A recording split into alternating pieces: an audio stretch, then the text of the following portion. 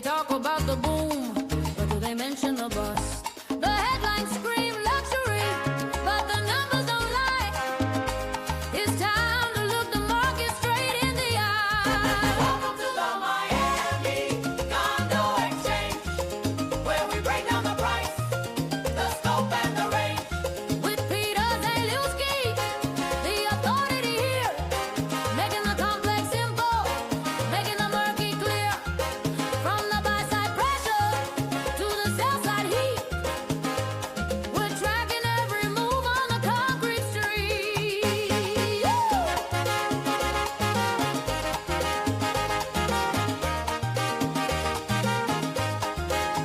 We got the data, the stats, the metrics you need. Beyond the flash and the glamour, we're planting the seed of truth. We analyze the trends, we map out the spread. Is it vintage charm or a money pit trap? We're looking at the analytics, closing the gap. Past performance, present shock, future prediction. Separating hard reality from the friction of fiction. No sugarcoating, no fluff, no disguise. Just the raw condo numbers right before your eyes. South Florida is shifting, the tides start to turn. If you don't know the math, you're gonna get burned. Yeah, this is the Miami Condo Exchange. Welcome to the Miami Condo Exchange, where we break down the price, the scope, and the range. With Peter Zalewski, keeping it real, digging deep in the dirt of every single deal. From the buy-side pressure to the sell-side heat, the only podcast you need on the Miami street. Hey.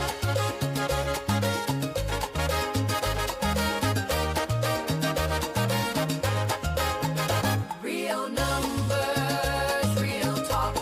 The hyperbole stops here. This is the Miami Condo. Condo Exchange, y'all.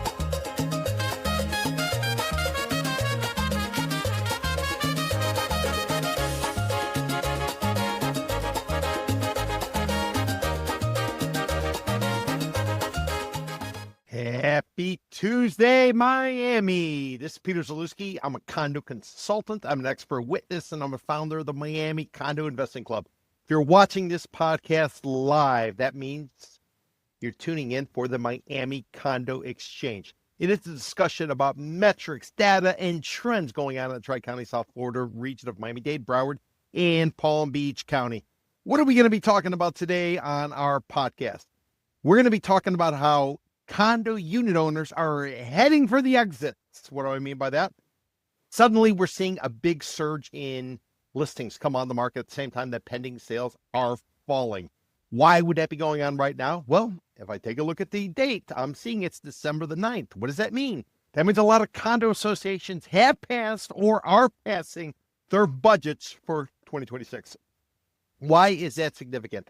Well, as we go into 2026, all of the condos in the state of Florida, somewhere in the ballpark of 1.2 million units, 28,250 condo associations. If you boil that down into Tri-County, South Florida region of Miami-Dade, Broward, Palm Beach County, you're talking about 13,000 associations with 610,000 units or so.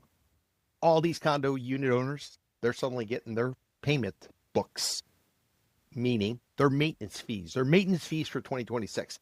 And what's going on there? Well, many of the mandates that were put in place as a result of the Surfside condo collapse that occurred back in June of 2021, many of them are starting to kick in. There's still some exemptions, but many of them are starting to kick in. And what that's leading to is increased maintenance fees, special assessments, and we all know what's going on with insurance. When you pay your maintenance fee every single month, you should know if you're in Miami-Dade County, if you're in a high-rise, about 20% of your maintenance fees going towards insurance. In addition to that, if you're paying your maintenance fees in Broward and Palm Beach County, about 25% is going towards insurance.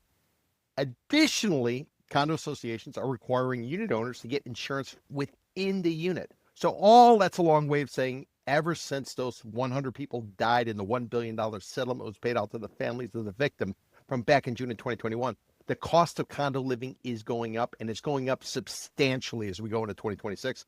Therefore, Many people are going and they're listing their condos on the market for resale. They're trying to pull the ripcord. They're trying to get out. Unfortunately, for many of them, it's probably not going to end very well. Why? Because the supply is growing, the sales are falling, and people are a little bit pessimistic about the overall marketplace. The Federal Reserve is scheduled to meet this week. I'm probably going to see another rate cut. This would be the third one since September. Why are they cutting rates? Well, one thing to keep in mind is when they cut rates, housing goes up. When they raise rates, housing goes down. So there is an initiative by the feds to try to jumpstart the housing market. But why are they really doing it with inflation on the rise? One of the reasons for inflation is we have tariffs. Tariffs increased from roughly about 4% as of April the 1st of 2025. They've now gone to north of 17% as a result of Liberation Day and the new anti-trade policy that the United States has basically adopted. So all that's leading to inflation. At the same time, job market is slowing. So people, therefore, they might have lower interest rates in theory, but if they don't have a job, what the hell good is it? Oh, and by the way, mortgage rates are still stuck at about 6.3% or so, which is at or above where they were before the rate cuts began in September. Wow, that's a lot to talk about. Wow, that's a lot to discuss. But let me tell you who I am.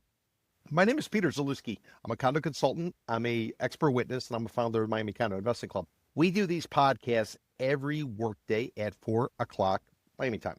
We're always going live on Monday. I do a podcast with my partner, Jenny Huertas from CVR Realty. It's called Miami Condo Mondays. We discuss the latest trends. This week, we discuss Art Basel. What impact is Art Basel going to have on what's going on in the struggling and sluggish Miami Beach condo market? Today is Miami Condo Exchange.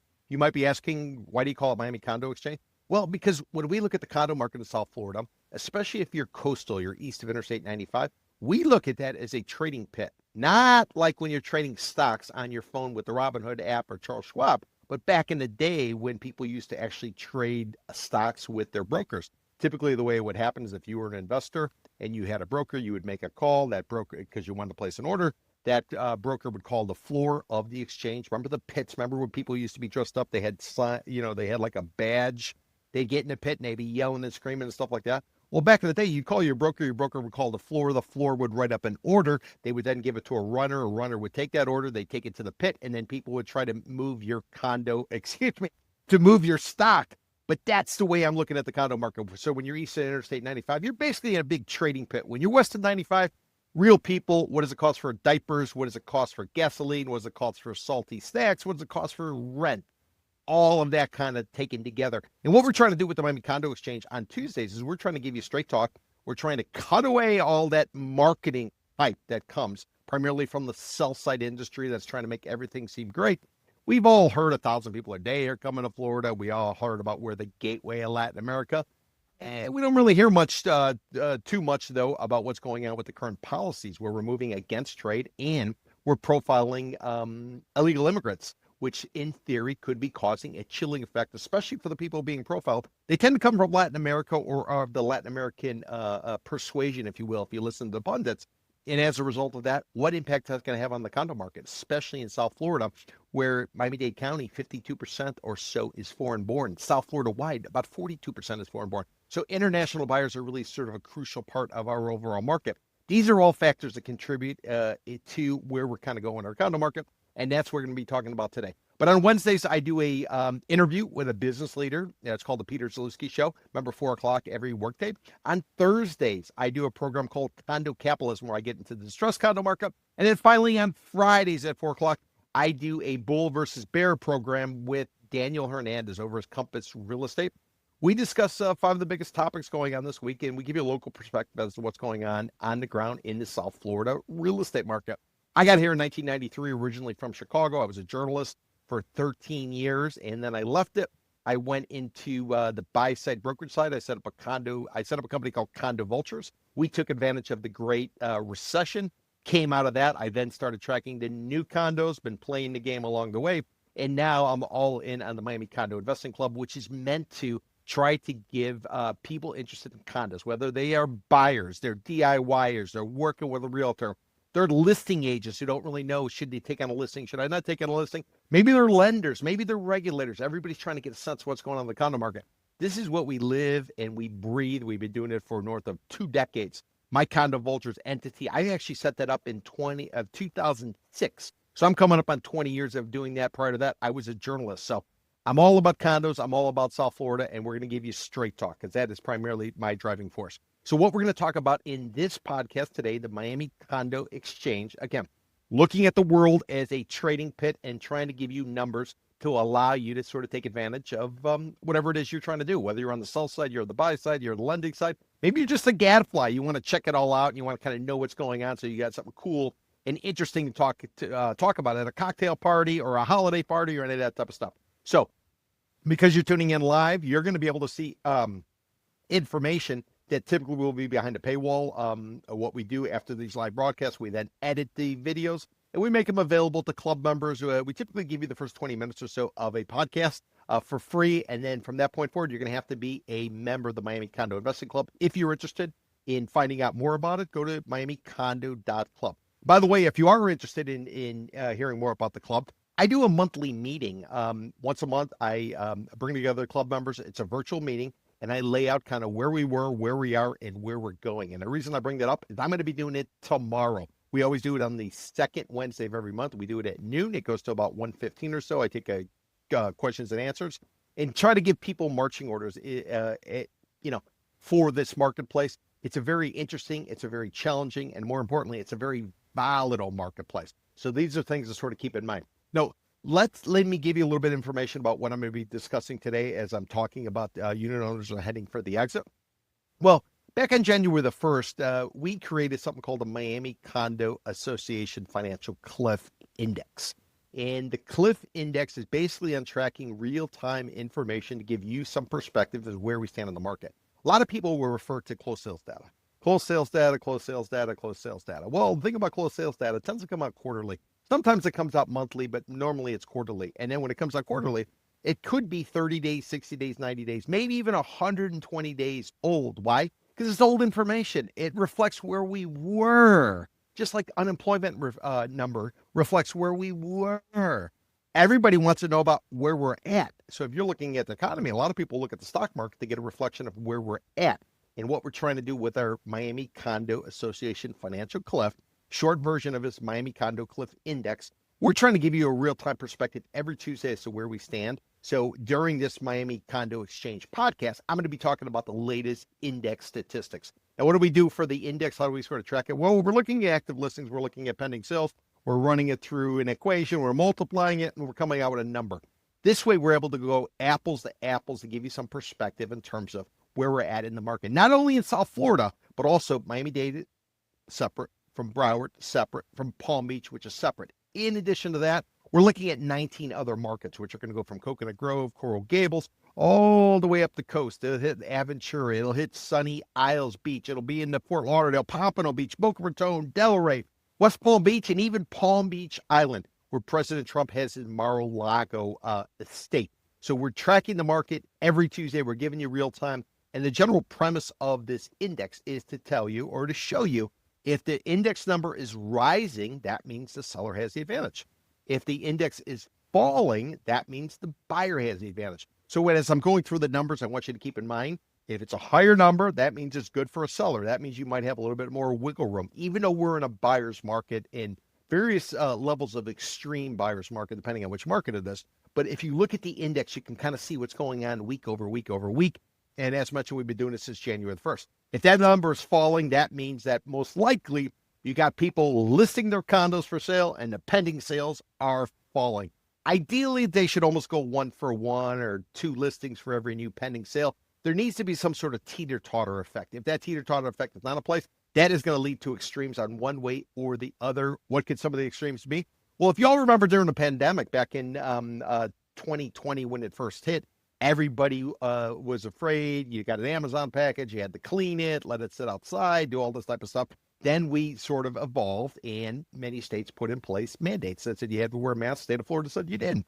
And because you didn't have to wear a mask in Florida, many people who were told by their companies, hey, you can work from home because we don't know what's going on with the pandemic. Many of them picked up and they moved to South Florida. And what happened then? We saw a spike in transactions. Well, what are we seeing now? We're seeing a complete reversal. We are almost seeing the opposite side of that spike in 2021. We're starting to see things fall. For instance, in the summer buying season, which typically goes from May through October, And the winter buying season goes from November through April. But during the summer buying season, we went back all the way to 2000. We ran the numbers, and we saw in the summer buying season, this was the worst summer buying season effectively since 2008. That was the year that Lehman Brothers failed. That's when the Great Recession ultimately kicked off. And data can be interesting. It can give you some perspective. Remember, you make your money on the buy in real estate. Why? Because anybody can buy, but getting out of it is a much different challenge, if you will, depending on market conditions. We all know cycles go 7 to 10 years. There's all these different rules of thumb out there.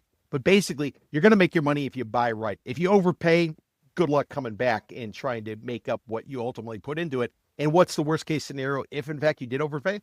Well, if your condition changes and you suddenly need to rent the place, you might be actually subsidizing a tenant to live in the place. We did a report yesterday. I did one on the podcast, Miami Condo Mondays, with Jenny Hortas from CBR Realty, my partner. And we found that basically people buying in Miami Beach right now, they're looking to probably subsidize a tenant if they're in fact going to rent out the places. Condos in Miami Beach are going for like $1.2 million a door per unit. In return, what are you getting in rent? You're getting about $2,700 a month on a median basis. So the numbers are completely out of whack. Why are people buying now? Well, I would tend to guess that they either are they're uninformed, maybe they have some kind of lifestyle issue. Can't really say they're laundering money because the feds have cracked down on that. So that one's off the table now. So why are they buying right now? Chances are they don't really know what's going on in the overall market, and or they're so deep into the forest that they're not necessarily able to make out the overall perspective. And that's what we're here for. We're going to give you that overall perspective.